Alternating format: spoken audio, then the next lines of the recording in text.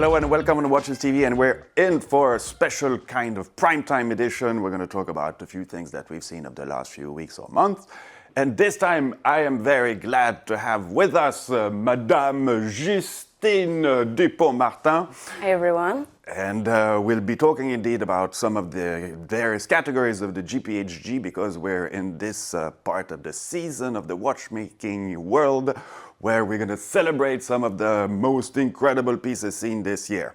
But first of all, let's talk a little bit about what happened. And obviously, we haven't seen each other since quite a while.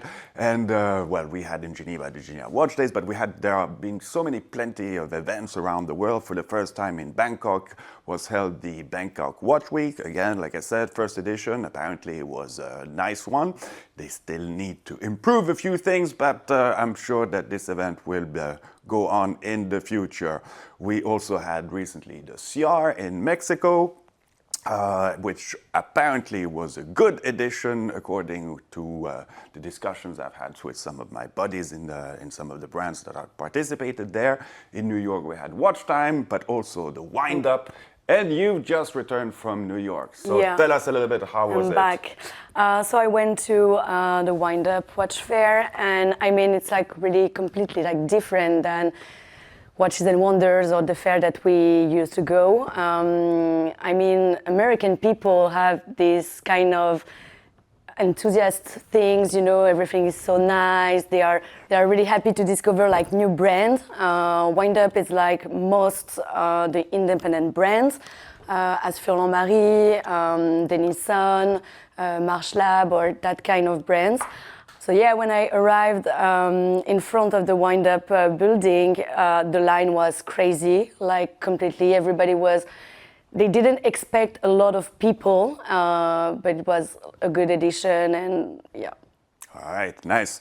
And well, in the coming weeks, obviously, there's going to be the most fabulous event of the year. Well, every 2 years with the Dubai Watch Week, which is going to be held this time in a new venue besides the Dubai Mall.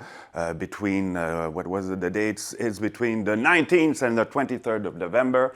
And obviously, really looking forward participating in this event, which has really set the benchmark in terms of what a watchmaking event should be like. Yeah, it's all the time a good time at Dubai Watch Week, because there are no major launches, but it's all about like networking and of course parties. But it's really like important to connect with the people, and I mean, it's the main event that you can skip. Yeah, well, I mean, it's so well organized. And now today, I mean, you have people flying in from all over the world to participate in this event, obviously collectors from all over. And I mean, those forums and different classrooms that they have there, master classes, I mean, that really, really interesting. Again, really, really well organized. So looking forward to discovering this new venue, and I'm sure it's going to be interesting and exciting and nice to be in warm weather at this time of the year, because here it's becoming not so fantastic. Quick talk about the business side of things. Numbers have fallen recently, which aren't so great about the watchmaking industry, but we've already talked about that a few times. There's this ever slow decline of the exports, and the US market has had a serious shift, but that was obviously expected, because I mean, all the brands had stocked most of their affiliates over there with pieces before the tariffs came into effect. So let's talk about the GPHG, and we'll talk about just a few categories of this year's edition. I mean, there are 15 categories, so we could have been here for quite a while if we had to cover all of them. 6 watches per category, so overall 90 watches competing this year. And let's talk about the mechanical exception category, because this is obviously one that we always appreciate. So 6 watches, like I said. First one from Heisman and Mona. It's interesting because it's their first timepiece, and they're already participating in this GPHG, in this rather famous category or esteemed category, with an interesting timepiece, because it combines both the jumping hour mechanism and it chimes on the passing of the hour. and it's based on kind of their school watch. And so it's nice recognition to be able to compete there with their first timepiece. Which is limited to 10, of course, because I mean it's a small little company. Do you know these guys? Yeah, so they really deserve the prize regarding to me because, of course, they won the François-Paul Journe prize at the time, and I think it's the perfect testimony of the. It's like a tribute to the 20th century of watchmaking, and they are really passionate. And if you have a chance to look at the watch and like all the details, it's just amazing and mind-blowing. And for me, like it's the future of the independent watchmaking. And it's good that you talk about the François-Paul Journe prize because entries are open to participate in this prize for young watchmakers. The competition will be, the jury will meet, if I'm not mistaken, in February, but you can go on François-Paul Journe's website to see all the information about being able to participate in this prize, which has a nice price now of around 50,000 Swiss francs, so it's pretty good if you're starting your brand or starting an endeavor, because this will obviously help you out. And we've had some nice names coming out of that prize over the last few years, for sure. Next watch in the category is Armin Strom with the dual time GMT resonance. It's not completely new in a certain way. It's kind of a new variation of this watch. They call it GMT because since you have those two independent movements, obviously you can set the time wherever you want on each of those dial. So we had done already a nice report on the watch, not on particularly this one, but really on the movement, and it's quite interesting. Link below. Then we have Louis Vuitton coming out with something quite impressive, a one-off. It's their most complex movement ever made. But what's interesting, it's a pocket watch with automatons, tourbillon. I mean, and it's rather pricey, but it's quite something. Nice mix of crafts also in this one. Have you seen it? Yeah, it's like a hand painting enamel dial. Yeah. We know that Louis Vuitton is new to push the boundaries of craftsmanship, and I think it's the perfect example, and they like had another step. Yeah, well, they're really definitely making statements over the last couple of years, always coming up with interesting things.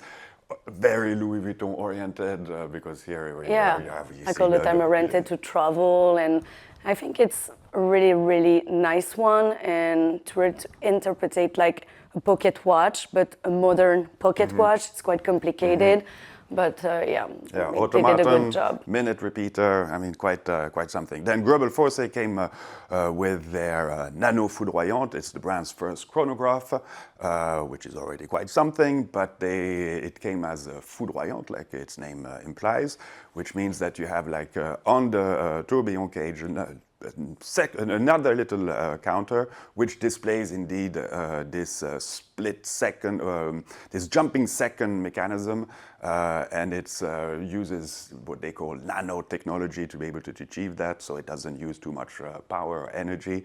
Quite a piece, really smart looking, elegant. I have to say that I do like it.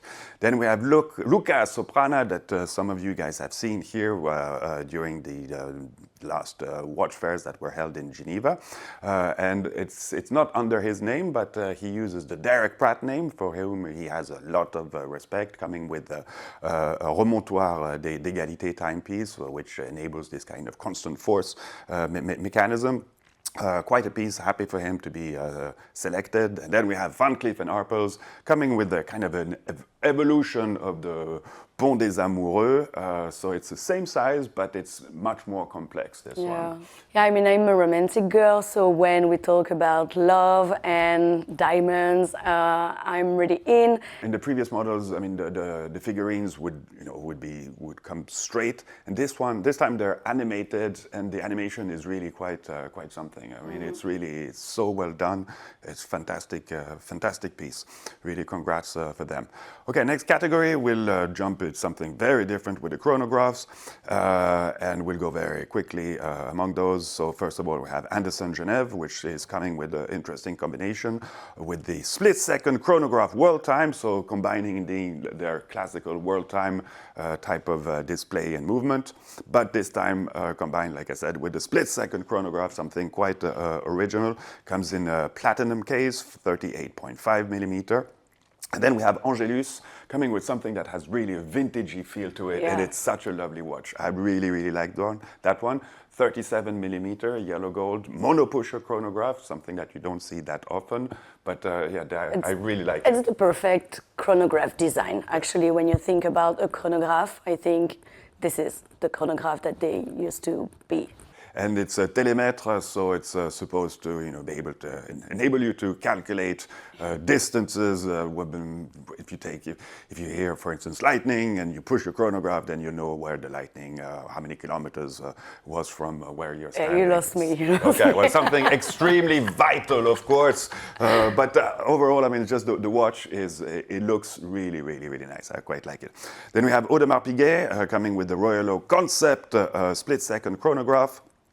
This time GMT, large date, to be precise, and comes with this new case material combining different carbon, but with little blue hues inside, interesting material, say very, very strong. Then we have H. Moser with the Streamliner Alpine Drivers Edition, and H. Moser have been enjoying this partnership with the Formula One team Alpine since a couple of years now, and coming with this kind of really modern-y looking watch.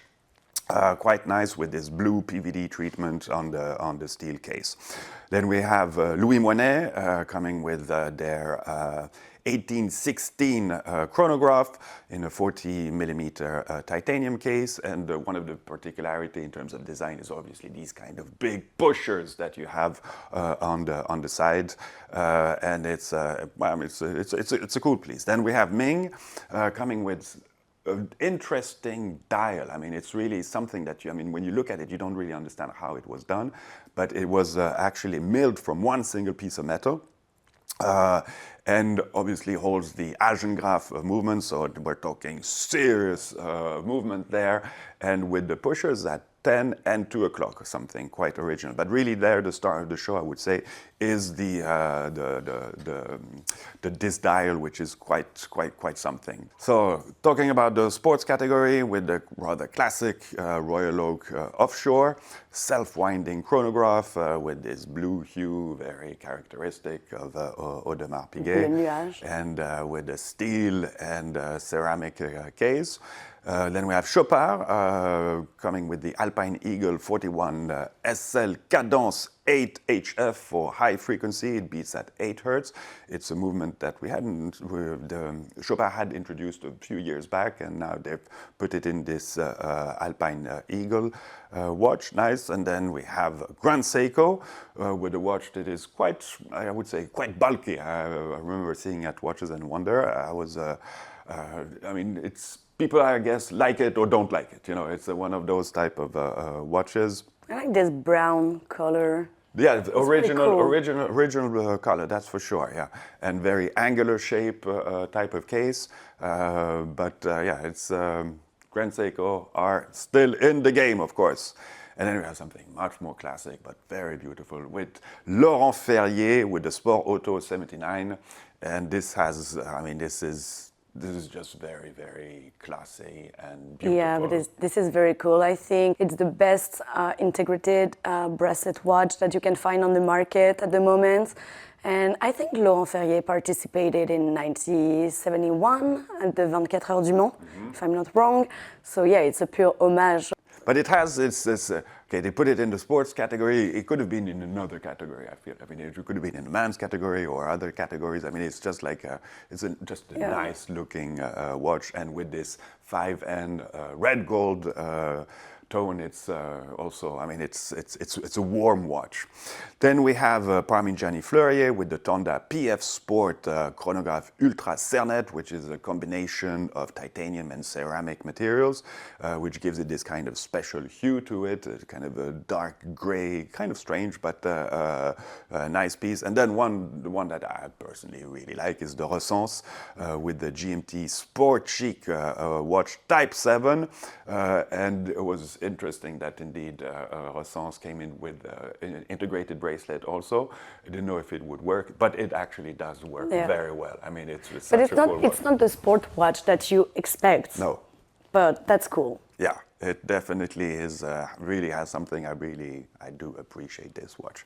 All right, let's jump in something very, very different now, and let's talk about jewelry pieces with kind of a new version of the Serpenti from Bulgari. Do you like this piece?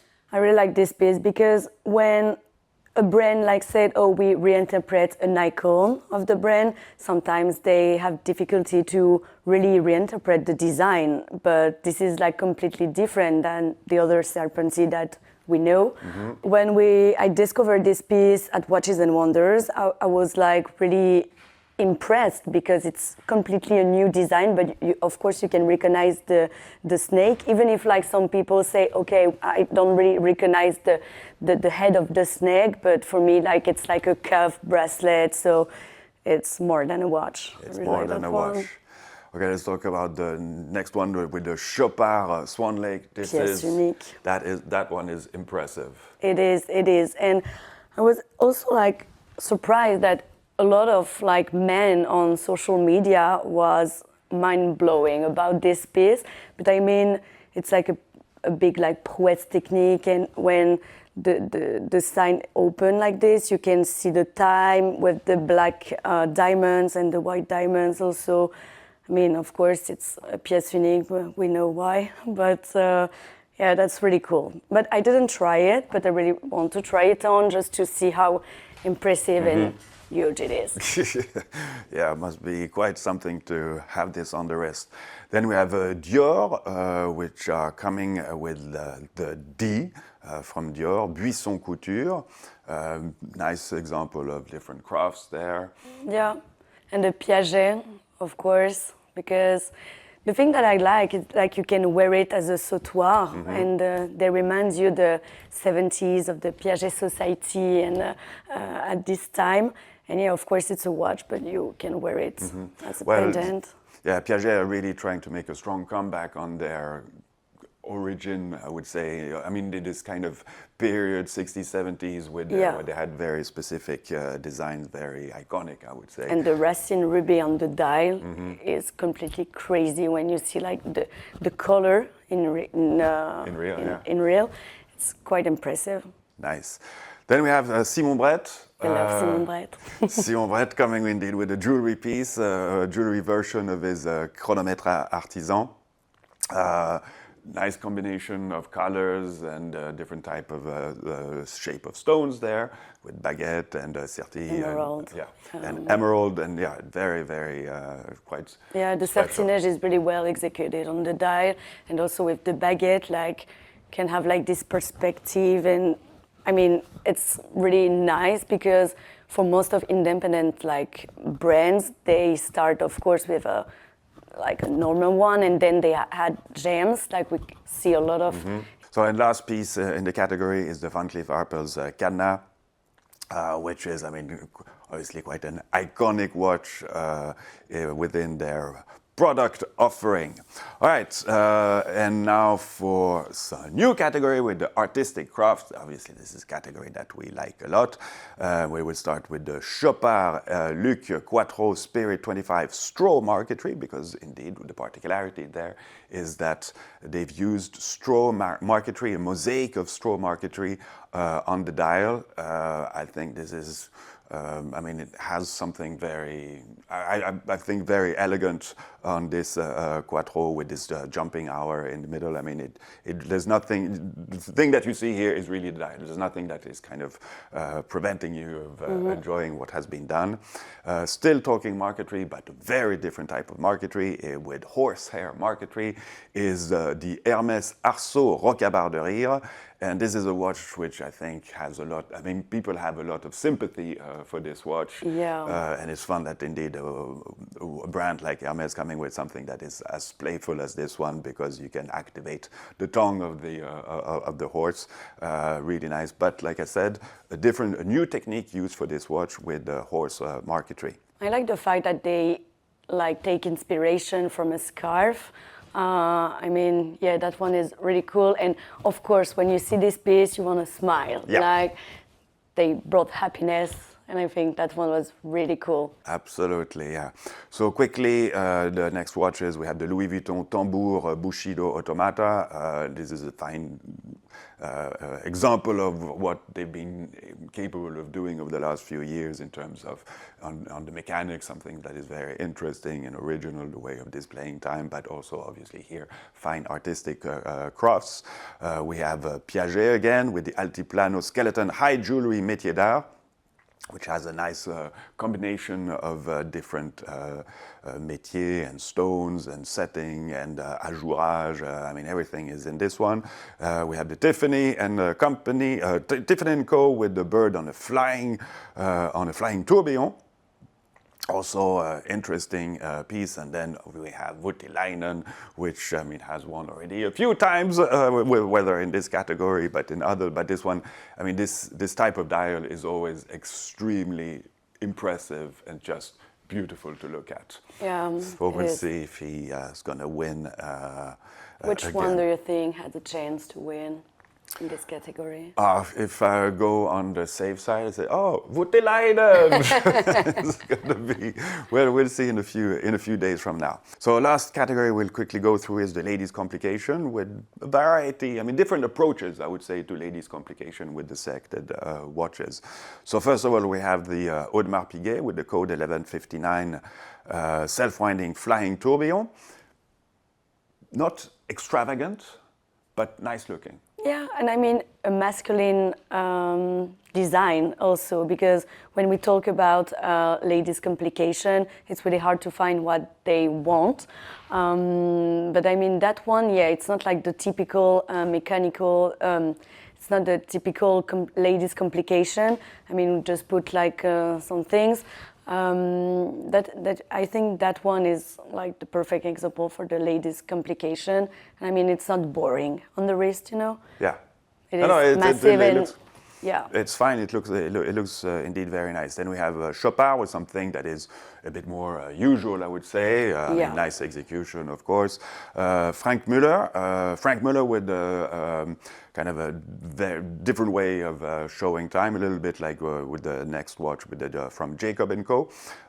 One is, I mean, the Frank Muller is a regular regulating organ, whereas Jacob & Co. is a tourbillon piece, same as Gucci, also a tourbillon. And then we have Hermès again with one of the complications that I mean, also most people like with this temps suspendu, but coming in this time in the Hermès cut, which has also a nice combination of colors. I like this also, red, gold, and the burgundy dial. Yeah. Looks quite fun. I mean, they did like an impressive work since last few years, Hermès, and I think that one is the perfect example that Hermès invites you to take time and to freeze time, which is also like romantic when you had a good time with someone and you just stop the time. And I think, yeah, they push us to just enjoy the moments, and I think that one is like my favorite also. Okay, all right. Yeah. Okay, well, so the GPHG watches are now currently in display in Geneva, but they've gone around the world a little bit in a few different places. I mean, if you have the chance of joining in, I mean, not for this year, it's too late, but for the next ones, actually at Dubai Watch Week, I think the winners will be exhibited there. Yeah. But it's always nice. I mean, it's a good occasion to see many different type of watches and be able to also, play around a little bit with them, not only looking at them, but really having a nice feel to it. So on the 13th of November will be held the ceremony itself, and we'll see who will win. And just a quick reminder, people, they ask why those watches are actually selected as the finalist from each category. Well, this is subject to the Academy members that are selecting these watches. I feel like they're always going a little bit on the safe side, going with the big names, because in some of the categories you had, like this year was so impressive. I mean, you had 20, 30 watches competing with sometimes often unheard names, I have to admit. But then when the watches are finally selected, it's always kind of the same ones. Without I would say the exception of this Mona Zaman from as a first time to participate and being selected was something quite nice. I'm happy for them. So yeah, 13th we'll know. This year, sometimes I'm able to say, okay, well, I think the Aiguille d'Or is going to be between this one, and often I'm not too far off. But this year, I have to say, I don't really know. It's I guess quite complicated quite for this open, year. quite yeah. open. Yeah. And also for this year, for the first time, it's not going to be held at Théâtre du Léman here in Geneva. It's going to be in a kind of a smaller place at the BFM. So we'll see also how that will play out, because the Hôtel and the Théâtre du Léman is in renovation. So there's only going to be a bit less people. We'll see how fine this is going to be. All right, let's move on and talk about a few other general things, because this year marked the first edition of the World Watch Day. It's an initiative through different foundations, where as Horopedia, we're one of the founding members, but there's also the GPHG, the Fondation de la Haute Horlogerie, the Watch Library, and some others that wanted to, let's make an event that will just celebrate watchmaking as a whole. It was really cool, and I was really happy to see like all the shares that this day brought. Sometimes like watches are like the watch industry is a bit boring, of course, but yeah, this day was amazing to see how many people are passionate from over the world, like content creator, PR, or everyone, like collectors. Even if you're not working in a brand, like they brought everyone. So that's why we love this industry. So it was, like I said, the first edition. We're going to build on that, of course. This time, the main goal was to be able to unite ourselves through a hashtag, basically. And indeed, like you mentioned, many people around the planet played the game and created a few things. So it was quite interesting. And I think, again, World Watch. Watchmaking deserves a special day of its own. And the 1010 obviously makes sense for this. One of the last thing I wanted to mention, because I thought the initiative was also quite interesting, is that MB&F, they're celebrating their 20th anniversary this year, and they've come up with some interesting pieces, of course, to display this. And they did something really quite crazy, I would say. They put together a special raffle for the PRIME members, meaning the collectors, the purchasers of MB&F watches, and they set 10 LM101 Longhorn watches, special, unique watches for this occasion, like I said, as a raffle, so that tribe members could actually win one of these watches. To just give, share freely this to their community of collectors is quite something. It's quite unique. I've never heard of something like that. Of MB&F, like to bring people together, and they, like Max and his team, like built like an impressive community, very strong. So yeah, that's quite impressive. Absolutely, yeah. As mentioned in the introduction, Watches and Wonder 2026 has announced a few new participating brands. So now there's going to be overall 65 brands participating with 11 new ones, and I think we can even have more new other brands participating. But among the big name making a big return is Audemars Piguet, yeah, which the last time they participated was in 2019, and so they're coming back. What does that tell us? Is that even if you're a big brand like this, I think it's a nice moment for all the brands to be under the same roof, because there's going to be exchanges. It just signals a strong message, I would say, that there is some kind of unity, despite the fact that all brands are competitors.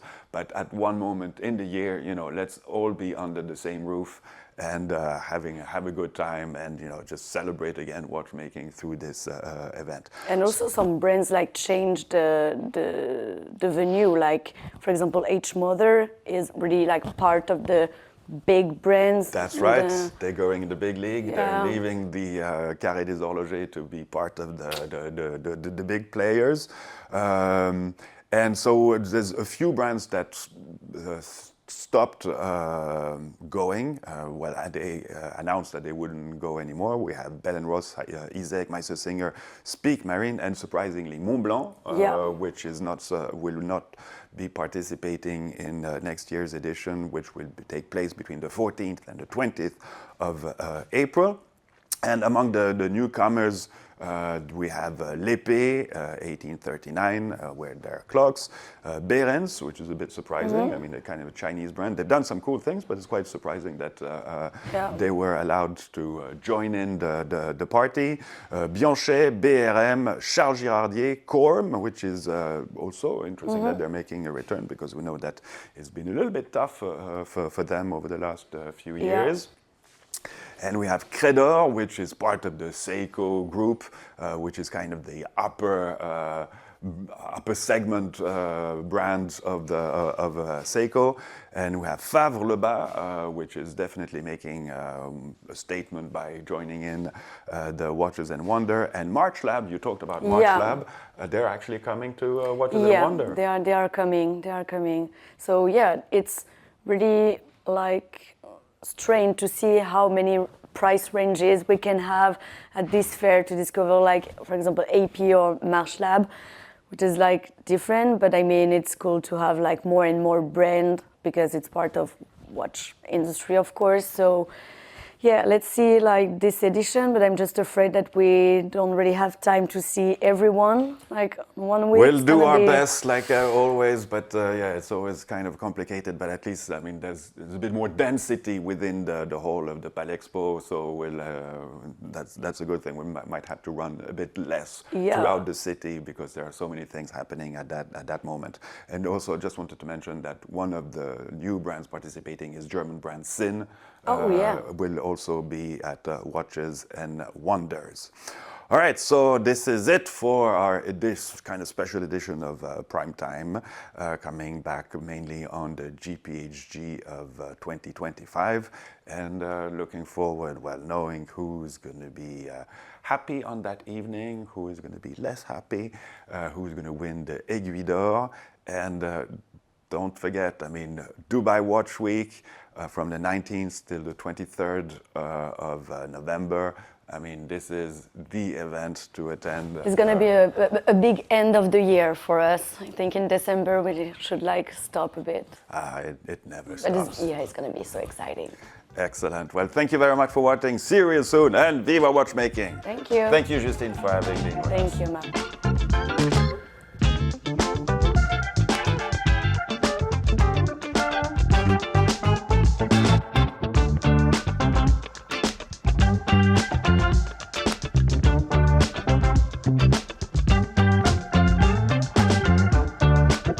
Thank you.